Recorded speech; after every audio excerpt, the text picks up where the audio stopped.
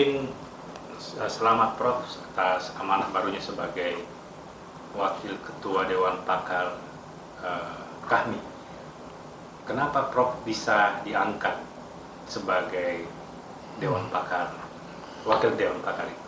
Nah ini begini, saya sebetulnya sebelum untuk masuk menjadi calon Dewan Pakar IDSMI, teman-teman para pendukung-pendukung itu meminta saya untuk menjadi calon presidium KAHMI. Presidium itu karena di KAHMI itu sifatnya adalah kolektif kolegial. Jadi ada 9, kayak 9 wali songo, itulah pemimpinnya.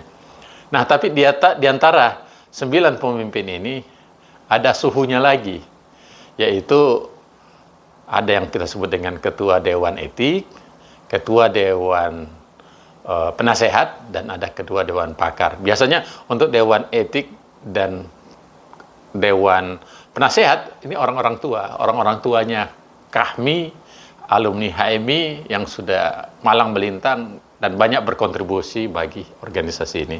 Nah, tapi biasanya untuk Ketua Dewan Pakar itu lebih banyak pada aspek kepakaran.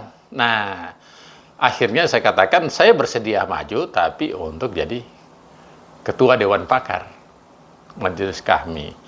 Fungsinya adalah karena saya kan ini profesor, saya guru besar di bidang farmakologi yang baru dikukuhkan dan dilantik tadi.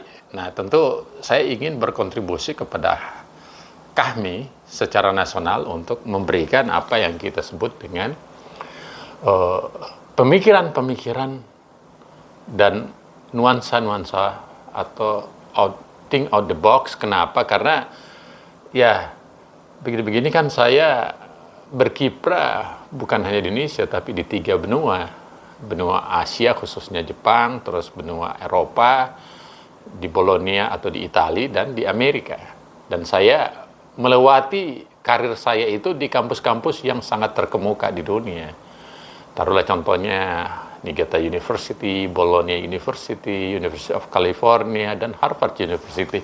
Nah, tentu networking, jaringan, potensi kemampuan saya bukan hanya dalam bentuk knowledge, bukan hanya dalam bentuk pengetahuan, tapi ada yang disebut dengan experience, pengalaman, jaringan. Itu sangat bagus dan sangat besar manfaatnya untuk pengembangan organisasi. Apalagi saya kan di dalam darah saya itu darah biru HMI, karena saya berkiprah di HMI mulai dari Ketua Umum Komisariat, Ketua Umum Cabang, Ketua PB HMI, dan semua jenjang pengkaderan saya sangat jelas. Jadi dengan konteks itu saya mengatakan bahwa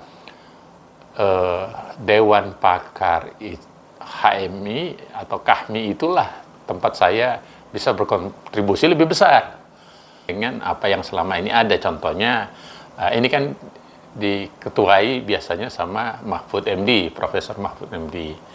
Nah, akhirnya kita bersepakat sajalah, Pak Mahfud tetap ketuanya, saya wakil ketuanya.